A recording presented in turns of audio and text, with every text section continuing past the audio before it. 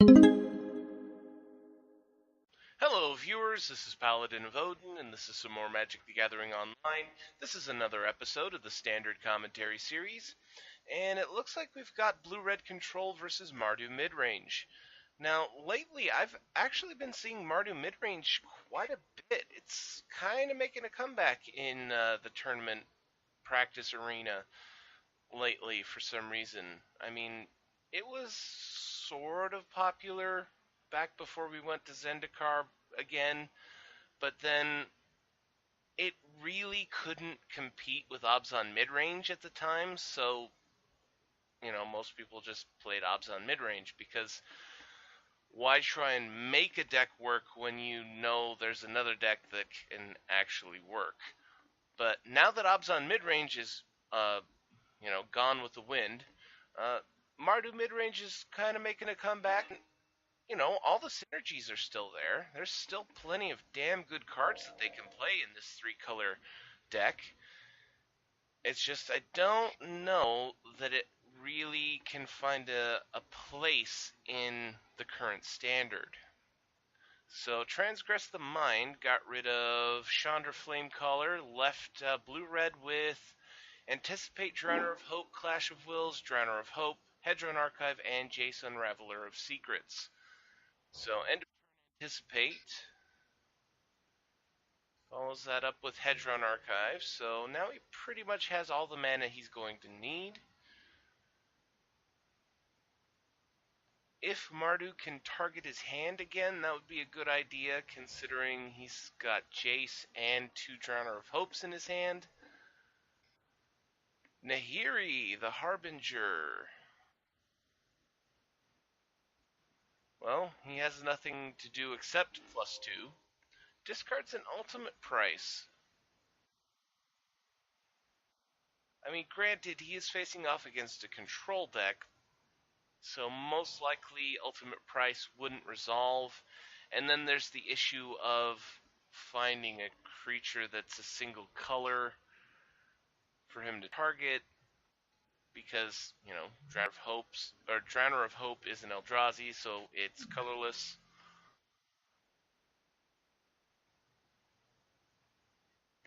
So most likely ultimate price is going to be a dead card in this matchup.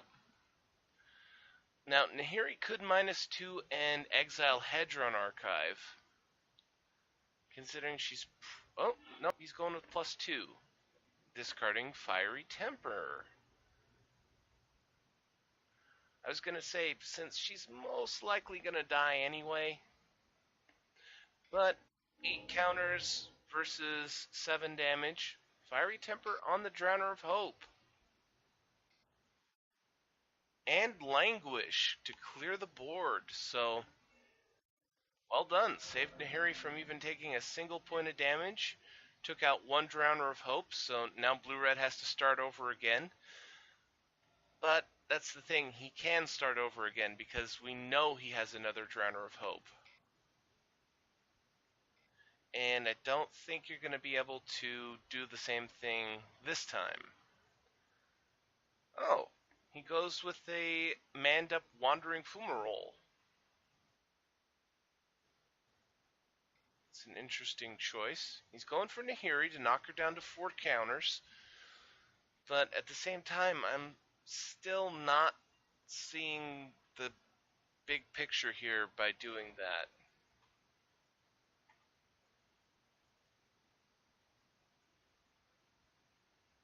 I have to admit, if I was in Mardu's shoes, I would be very tempted to go -2 and get rid of that Hedron Archive. But he has a Transgress the Mind in hand, so if Blue-Red has a counter, now would be the time to use it. Otherwise, he's going to lose something important. He did have a Spell Shrivel. He had to pay for the blue mana to use it, but Transgress the Mind is done. So he doesn't lose a card. More importantly, he doesn't lose his other Drowner of Hope, or... what else did he have?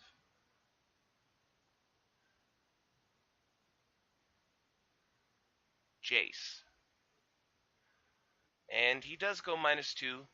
since at this time there's no real way for blue-red to deal 2 damage and kill off Nahiri, and taking out 2 extra mana or potentially 2 extra cards is actually really good for him here. And read the bones to refill his hand.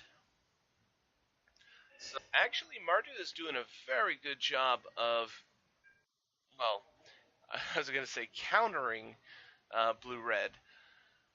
You know, it's a very I'm thinking of it in like sword fight terms. You know, he Mardu makes a strike, blue red counters it, but Mardu always seems to have another strike ready to go after the counter. And blue red really, he just hasn't hit his ultimate control level yet. And I don't know that he's going to. Okay, there's Drowner of Hope. So now he's got a 5/5, the 2 Scion tokens, the ability to tap down creatures, but so far Mardu hasn't had any creatures to use that on. But Nahiri is in danger now. And unless he clears the board, she's probably going to die. So +2 discards an Evolving Wilds. 1, 2, 3, 4, 5, 6 mana. If he has a Planar Outburst here, that would be pretty good. It would clear the board again, and blue-red is tapped out so he can't counter it. Goblin Dark Dwellers. Mana cost 3 or less. I was going to say, you know, it's too bad that he can't grab Languish, but at the same time, that wouldn't help him really. It would just kill the 2 Scion tokens and his Goblin Dark Dwellers. So, goes for Transgress the Mind. Blue-red has 3 cards in hand. One of them we know is Jace. And at the very least, you know, he can get rid of Jace. Which he does, leaves him with a Hedron Archive and a Clash of Wills. So, blue-red is kind of in a bad spot here. I mean, he does have a better creature on the board right now, since he has a 5/5 versus a 4/4. But all he's got at the moment is the Hedron Archive and the Clash of Wills. And if he plays the Hedron Archive, it will mean that his Clash of Wills would only work on a 1. And Mardu knows. Okay, sacking a Scion token to tap down the Goblin Dark Dwellers. In response, Fiery Impulse on the Eldrazi Scion token.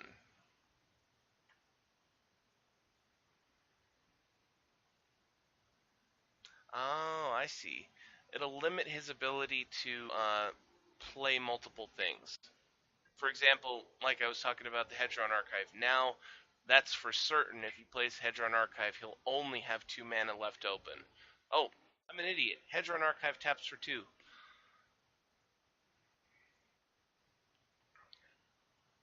Wow. I am an idiot. But blue-red attacks in for 5 on Nahiri, so Nahiri is dead. Second main phase, Hedron Archive. And Mardu knows that he has a Clash of Wills in his hand, so he can play around that if he has the cards to do it.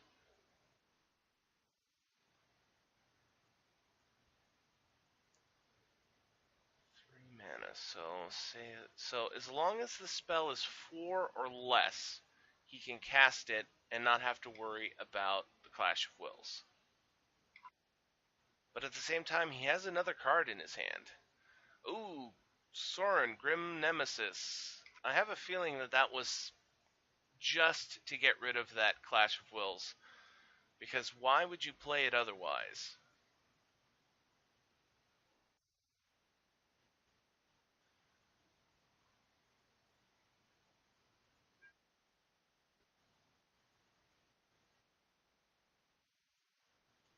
And attacking in with the Dark Dwellers. So blue-red is down to 15. Mardu's at 13. They're both at the same card count. Oh, top decked a land for blue-red. This is really not the time that you want to brick a top deck like that. But he'd have the better creature, the 5/5, and Mardu is at a lower life count, so 5 more damage takes him down to 8. 2 more runs with the Drowner of Hope, and blue-red wins this game. Nahiri the Harbinger. Good timing. Blue-red is responding.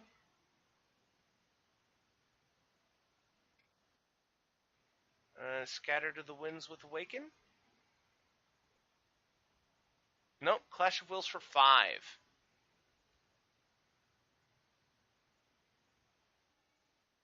So Nahiri's countered. Blue-red is now top decking. So if Mardu has anything he wants to play from his hand, he can play it now for free. Or, well, without worry. And he's attacking in again with the Goblin Dark Dwellers. Blue-red's down to 11. So really, this is going to come down to top decking for blue-red. He's most likely going to win this game, but at the same time, Mardu does have more cards, so it is possible that Mardu's going to be able to sneak in at the very end and take him right at the last moment. Because he does have manlands. He has a Needle Spires, and he has double Shambling Vent. So 5 more from Drowner of Hope. And it looks like he's going to man up a Shambling Vent and chump block. So, oh, blue-red has a response, Spatial Contortion to kill off the Shambling Vent. So that 5 damage is going through. Mardu's at 3. And now that he has nothing else to do, blue-red can sacrifice the Hedron Archive to draw 2 cards whenever Mardu does whatever he does. Alright, Sorin, Grim Nemesis. Now is I would expect him to sacrifice the Hedron Archive to search for a counter, or pray for a counter. And there we go, sacking the Hedron Archive to draw 2 cards. If he got a counter, I mean, really, it doesn't matter what counter. Scatter to the Winds, Clash of Wills, Spell Shrivel, and Sorin goes down.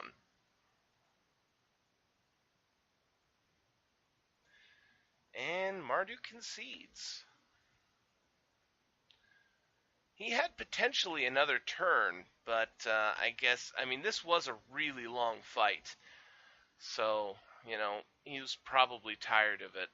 But let me check real quick. Yep, that was 13 minutes, so I'm going to have to end the video there. That was a long fight, and Mardu did damn well. It just came down to blue-red having as many counters when he needed them. Like I was saying with the sword fight reference, Mardu would go in for a strike and blue-red would have a counter, but then, for a while there, it looked like Mardu was always having a second strike ready, but then he ran out of them.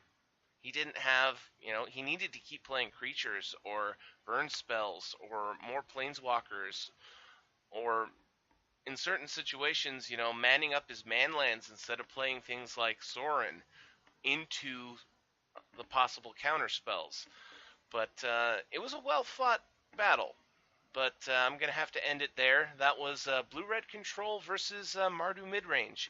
And if you liked what you saw, hit that like and subscribe button for me, and I'll see you in the next video.